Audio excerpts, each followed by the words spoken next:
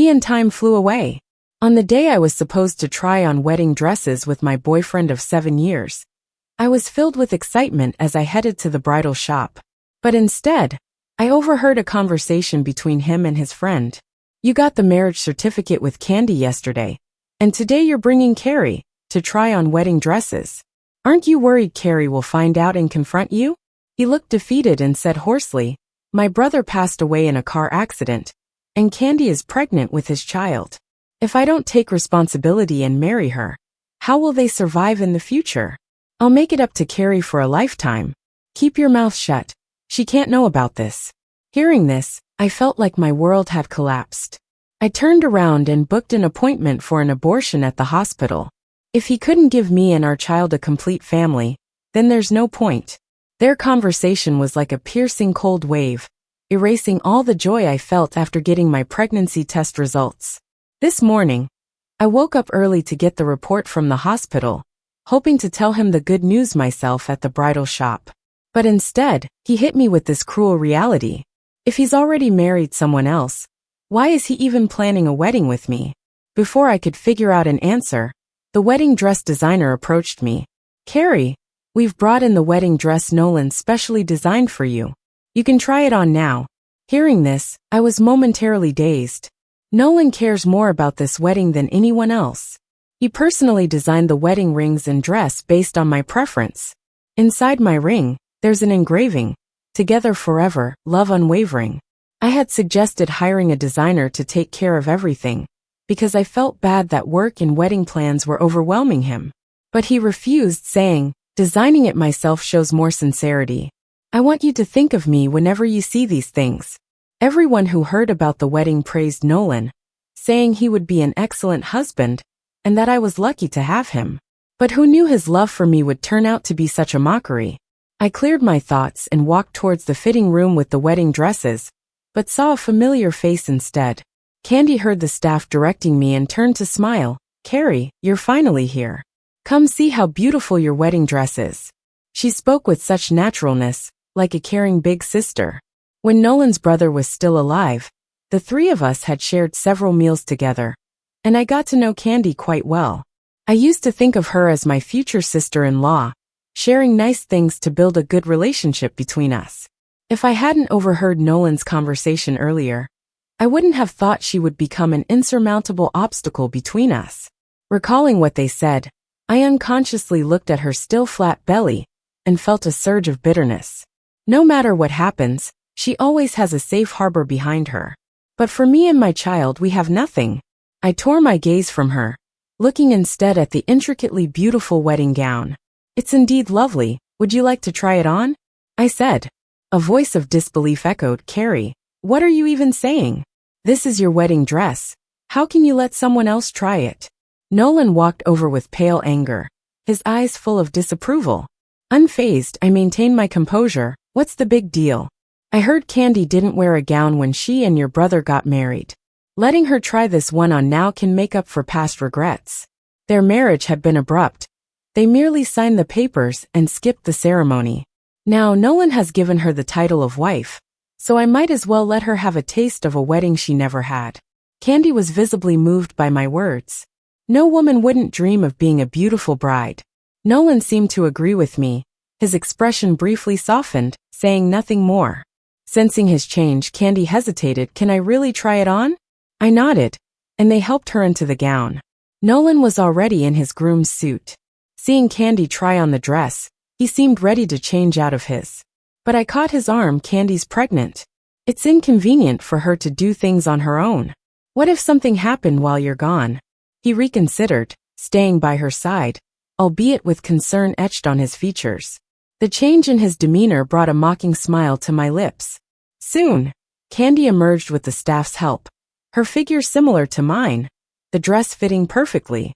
Her face lit up with joy, and she shyly asked Nolan, "Do I look good in this?" Nolan, lost in the sight of her, responded with a soft yeah. Another staff member noticed and exclaimed, "The dress looks amazing on you. You two are the best matched bride and groom I've ever seen." The words hung in the air. Everyone shifted uncomfortably. Candy, anxious, glanced at Nolan before forcing a smile. "No, you've misunderstood. Before she could continue, I clapped, sincerely admiring, "It's true, Candy. The gown and you are a match made in heaven. Such beauty deserves to be appreciated by everyone." Nolan looked at me incredulously. In the past, I was possessive about my things, especially a dress so meaningful. But now I offered her free rein to try it, showering praise with abandon. "Carrie, you..." I blinked at him. "I'm just saying. I just remembered I have unfinished business at work. I need to head back to the office. I won't interrupt you two any longer." With those words, I made my way to the store's exit. Nolan started after me, but Candy held him back. As I reached the doorway and glanced back, I caught sight of Nolan gently assisting her back to the fitting room. His careful assistance, his unwavering gaze fixated on her. It's like when she's around, he can't see anyone else. I felt a bit confused at that moment. Did he marry her out of some duty he keeps talking about? Or does he actually like her? I couldn't figure it out, and didn't want to humiliate myself by digging into it. The next day, I went to the hospital for my pre-surgery checkup. When the doctor asked about the baby's father, I said he's busy with work, no time to be here with me. I thought about telling him in the morning, but after several calls went unanswered, I gave up. After the surgery, I was pale and leaned against the wall, weakly making my way out of the hospital. In the main hall, I saw Nolan there with Candy for her checkup. They both looked surprised to see me. Nolan looked confused and asked, "Are you not feeling well? Why are you here alone?" Before I could reply, Candy spoke up. "Carrie, don't neglect your health just 'cause you're young. No matter how busy you are, take care of yourself. Don't make Nolan worry about you." She spoke with a seemingly caring tone, but there was a hint of distance. I just pressed my lips together and nodded, saying, "I'm done with my checkup. Just gotta grab some meds and I'm out. You guys go on with your checkup." Nolan seemed worried and was about to come to me, but Candy held him back. "Nolan, it's almost our turn. Let's go." She rubbed her belly dramatically. "Been feeling uneasy lately. Hope it doesn't affect the baby." She emphasized the word baby, and Nolan's worry turned into an apologetic look. "Carrie, go on ahead. I'll find you after Candy's done." Back when his brother was around, he'd always respectfully refer to Candy as sister-in-law. Now he's calling her by a nickname. Watching the three of them, I realized I really was the outsider here.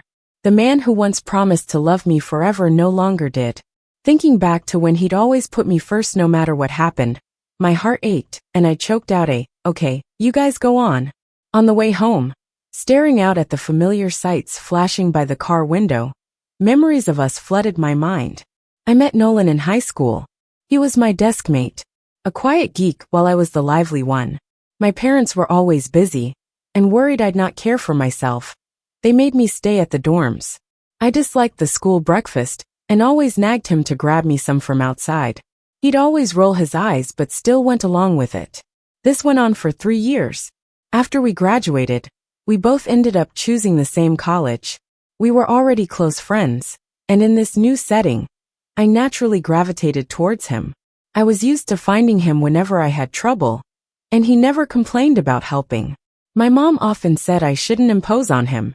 I didn't care and repeated her words to Nolan, intending to tease.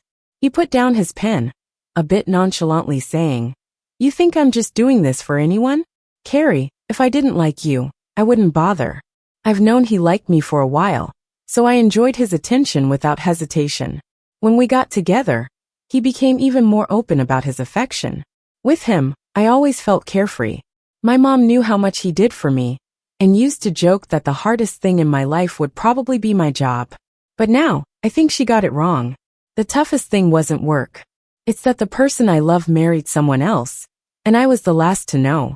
Remembering those days, I couldn't help but cry. The cab driver noticed and handed me a tissue, offering some kind words. "Young lady, there's no obstacle you can't get past. Keep looking forward. Good things are waiting ahead." I took the tissue, thanking him through sobs. After paying when the ride ended, I thought about talking to a friend, but then I randomly checked my social media. That's when I saw Candy's new post from 5 minutes ago. She posted an ultrasound image and a photo of Nolan looking at a report. The caption read, "Baby, hurry up and come. Mom and Dad can't wait to see you." Nolan's mom was the first to comment, saying Grandma can't wait either.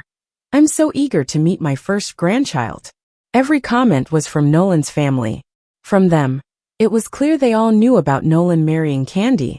I recalled being at his house the other day, where they were all so kind to me. It felt ridiculously fake now, realizing they knew about the marriage while I was still dreaming about a wedding that wasn't real. I wiped my tears and went home. Before our wedding was set, I received those traditional gifts and dowries. At home, I packed everything they sent into boxes. On the day of their wedding, I'd return all those gifts. After that, I'd never have any connection with them again. After the abortion, I was weak, so I took a few days off to rest at home. Half asleep one day, I felt someone near me. Upon opening my eyes, I saw a familiar face. Nolan touched my cold hands, looking worried. Carrie, are you not feeling well? Wanna go to the hospital for a checkup? In the past, I'd have jumped to him for comfort. But now, I pulled my hand away and tucked it under the blanket, just a regular cold. No need for a hospital. Nolan didn't notice my hesitation and shook his head. Why didn't you tell me? We're getting married. No need to be so formal with me. Hearing the word married, my foggy mind cleared up. Married? Right, he is married. I glanced at the cardboard box in the corner and softly said, yeah, since you're getting married, you might as well take your things back today. We didn't live together, but he would sometimes come over and stay for a bit, so a lot of his personal stuff was here. The day I came back from the hospital, I packed it all up. Nolan didn't catch on that anything was wrong and smiled. Okay, since we're moving to the new place after the wedding anyway. I didn't respond to that. That night, Nolan made me a bowl of hot congee with preserved egg and lean pork, then took his stuff and was ready to leave. Watching him leave, I softly said, don't come over for a bit. I have a cold and don't want to pass it to you. Just stay at home and get ready to be the most handsome groom. He was kind of puzzled but listened and went along with it. He didn't come over the next few days, but still texted me now and then like usual. I just replied casually. Time flew by and soon it was the wedding day. I didn't put on the wedding dress Nolan designed for me and walk into the future I used to dream of. Instead, I bought a train ticket to travel somewhere. Right before getting on the train, someone from the hotel called me, asking when I'd arrive. I just sent them a picture of Candy, telling them, she's the real bride. I was just helping her with the rehearsal. Find her and help her get dressed and ready. After saying that, I blocked Nolan's contact and deleted it. Then I removed the SIM card and put it in my bag. After all that, I finally felt a bit relieved. Nolan, have an unforgettable day. On the other side, Nolan had been looking forward to this day for a long time. He arrived at the hotel, completely glowing with happiness. Nolan's mom sighed and reminded him, take it easy. Don't go overboard. Candy's still sensitive. Don't hurt her feelings. At the mention of Candy, Nolan's smile faded a bit. Got it, Mom. Be nicer to Carrie going forward. Don't let her figure things out. Nolan's mom sighed and nodded. The wedding ceremony began shortly. Nolan suddenly felt a bad hunch. He looked around and didn't see my parents. He didn't know that on the day I planned to run away, I had told my parents everything. Not seeing them there made him uneasy. Just as he was about to ask if anyone saw them, the ceremony officially started. He waited, feeling restless, when he saw Candy walking towards him in a wedding dress. The smile froze on his face, pale and weak, stuttering, why is it you? Where's Carrie? Before Candy could say anything, a guy in a delivery uniform stepped in with a gift box, shouting, who's Nolan? I have a wedding gift from Carrie for you. The room buzzed with chatter at this. Everyone knew the wedding was supposed to be for Nolan and Carrie. I wasn't there, but I sent a gift. Hearing that, Nolan's eyes went blank, and everything seemed drained from him as he stumbled over to the delivery guy. Instead of signing for it, he opened the box first. Seeing what was inside, some gold and a bank card with the bride price, despair flooded him. He tried to smile, but it looked worse than a cry, tears brimming. Choking on his words, she's calling it off. Carrie left me. Why did she leave me? He held the gift box, trembling, asking over and over. But no one there had an answer. Nolan's mom, realizing something was off, hurried over. Just as she was about to speak, she heard his words and saw the things in the box. Fuming, she exclaimed, This is the kind of girlfriend you chose? Running away on the wedding day and embarrassing you in front of everyone. Then she glanced at Candy, her expression softened. Maybe it's for the best. You and Candy should just go through with it. You've already got the paperwork. You're legally married. Mom. She hadn't finished when Nolan, eyes red, snapped, teeth gritted. Carrie's the one I love. So what? Just because you love her, you'll abandon Candy? Don't forget, she's carrying your brother's only child. Despite his protest, Nolan's mom insisted he tough it out and complete the wedding. When I arrived at my destination, I washed up and looked for a nearby restaurant with good reviews. I accidentally opened my social media. I immediately saw Candy's new post from 2 minutes ago. She posted 2 photos, a wedding suite with decorations, and a screenshot of her new contact name for Nolan, switching his name to baby's dad. She wrote, "Too bad the baby isn't here yet to witness our happiest day, but we'll keep being happy. Looking forward to the future, baby's dad." Seeing the post, I felt a bit dull and was about to exit when I saw Nolan's comment. Only a simple It was his silent acknowledgement of her title. Baby's dad? The title made me chuckle bitterly. Suddenly I wondered, if he knew we once had a child, what would he feel? I opened his profile, considering pulling him out of the block list. But on second thought, decided against it. Letting go means really letting go.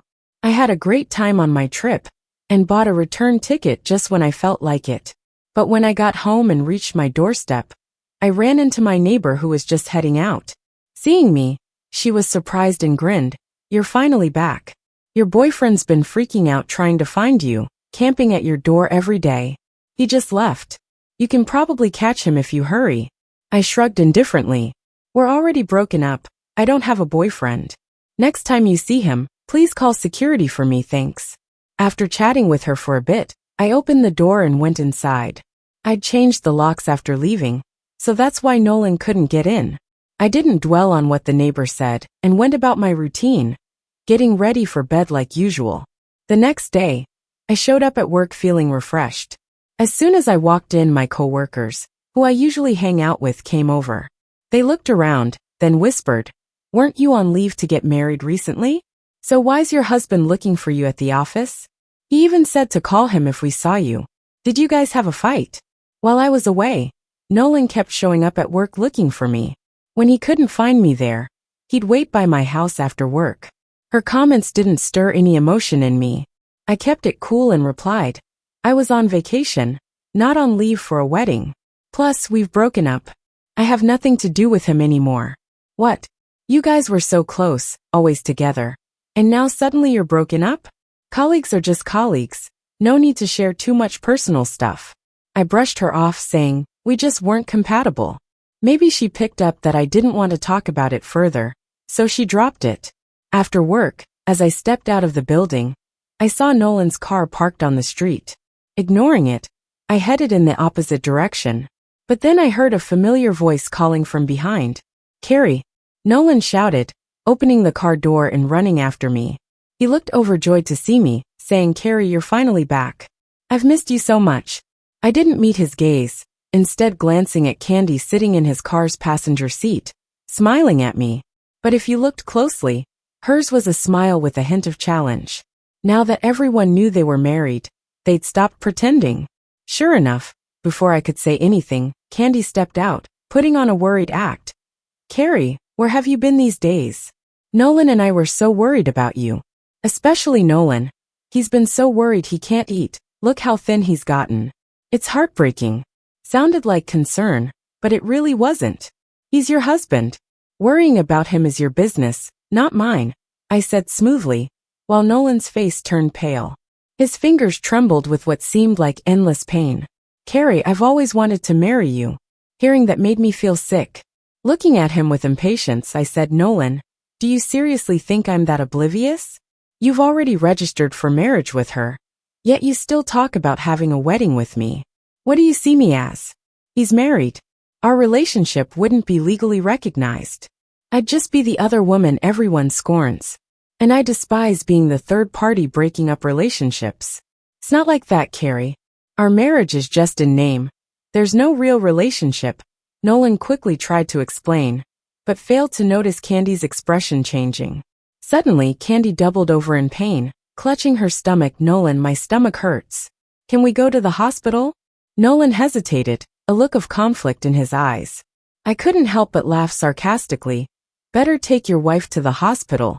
Don't want anything happening to your kid." With that, I didn't wait for a reply, just turned and hailed a cab away. Thought I'd made myself clear, wouldn't see them again.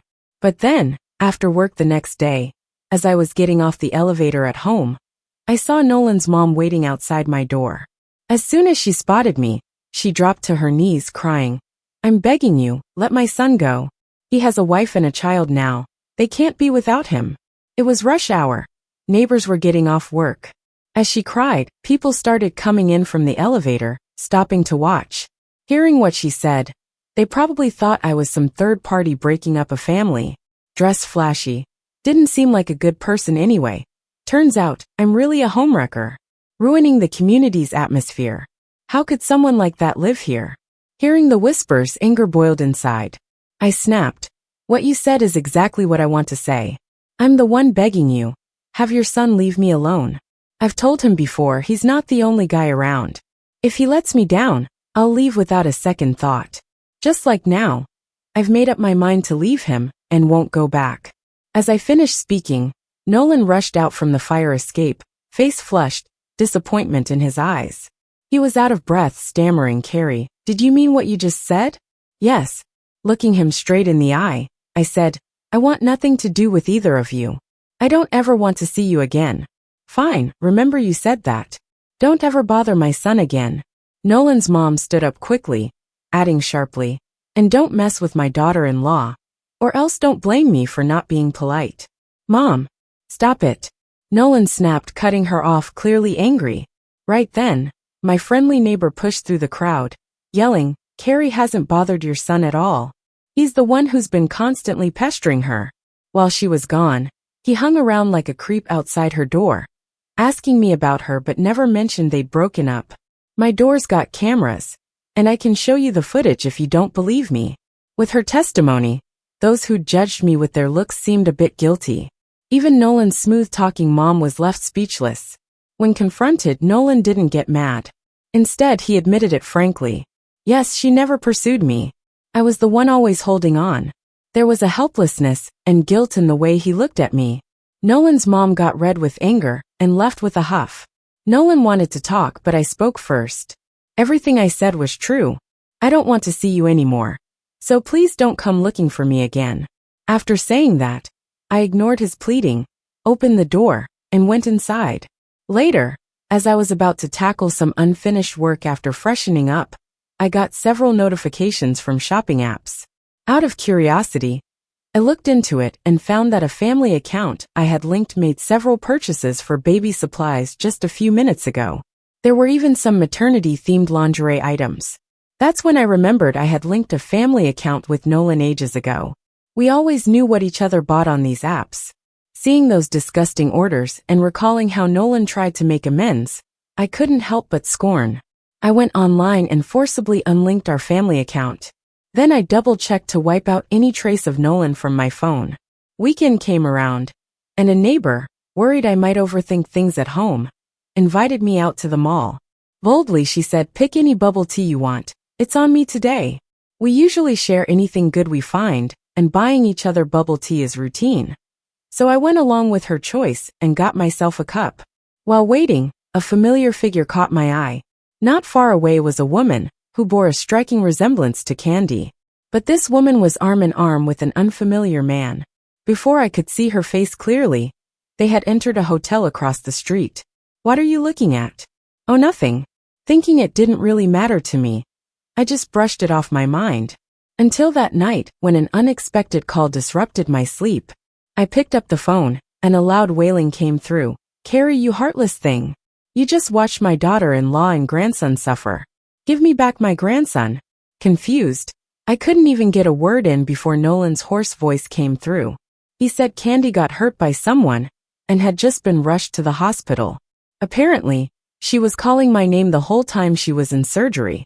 I laughed at the absurdity of it. Nolan's mom insisted I visit the hospital. I didn't want to, but knowing her nagging nature, I reluctantly dressed up and went. By the time I got there, Candy was being wheeled out of surgery. Tears brimmed in her eyes, and she trembled helplessly. Nolan's mom, red with anger, started shouting and came at me. Nolan instead stood silent and shielded me.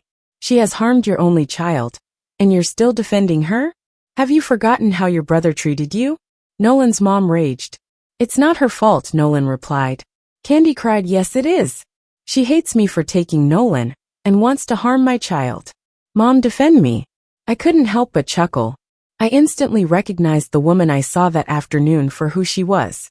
Keeping my cool, I asked, are you certain your accident is related to me? If you are, I'm calling the police now. At the mention of the police, Candy's expression shifted and she stammered, you were almost part of our family once. For Nolan's sake, let's not make this bigger than it is. I snorted, no, I think calling the police is necessary. How else will I clear my name? As I said this, I dialed for the police in front of them. Candy, in a panic, tried to grab my phone. Unfazed, I said, I saw you go into a hotel with a man this afternoon. Reporting it now might help get things straight. I'm sure the police can figure out the truth. No, don't call the police, she screamed. Ignoring her, I proceeded with the call. Hearing what I said, Candy went pale, realizing that what she thought wouldn't be discovered was seen by me. After dealing with that, I was about to leave when the doctor who performed my abortion came out. Seeing me, she looked surprised and asked why I hadn't come in for a follow-up. Abortion? What abortion? I asked. The doctor seemed puzzled. The abortion, of course. You came home right after the procedure. I haven't seen how you've been recovering. She now spoke to me, advising, since you're here, might as well get checked. You've got to take care of yourself. The words drained the blood from Nolan and his mom's faces. Nolan, in disbelief, quivered, our baby gone? I said nothing, walking away with the doctor. Just a few steps on, I heard someone collapse to the ground behind me. Looking back as I turned the corner, Nolan's mom was on the floor weeping. My first grandchild gone, she cried between sobs. After my checkup, coming out of the doctor's office, Nolan was there waiting. His eyes, bloodshot and teary, spoke of pain and sobbing. Is there nothing you want to say? He croaked. I shook my head. There's nothing more between us. Let's just part ways on good terms. Carrie, I still love you. How am I supposed to just walk away? His voice held the breaking notes of sadness and despair. From the moment you married Candy, it was already set in stone that we would part ways. Don't tell me you married her out of responsibility. There are plenty of ways to take care of someone that don't involve marriage. Carrie, I really had no choice but to marry her. My brother is gone, and the kid doesn't have a father. It's easy for others to pick on them. Plus, Candy is an orphan with no parents to rely on. How is she supposed to live taking care of a child all by herself? Hearing that makes me want to laugh, but I can't. Sure, living like that is tough for her. But did you ever think about me? If I really married you and had a kid, what then? Are we supposed to be okay while she's not? Nolan, your talk of love is so cheap. I can't hang on to it anymore. Please, I'm begging you, just let me go. I'm giving up on this kid. First, I don't want him to live with the label of being an illegitimate child. Second, I don't want him asking why Dad has two families. Nolan's eyes went red from crying, torn between his sister-in-law and me, unable to make a choice. I'm tired of arguing, so I turned and left. Not long after, the police opened a case, focusing on getting to the truth of the matter. Just as the police found a bit of a lead, a tall guy barged into Candy's hospital room, ignoring her screams, and slapped her twice. How dare you report it to the police? Did you forget how flirty you were when you were hitting on me? Now you're accusing me of rape? You don't want to play nice.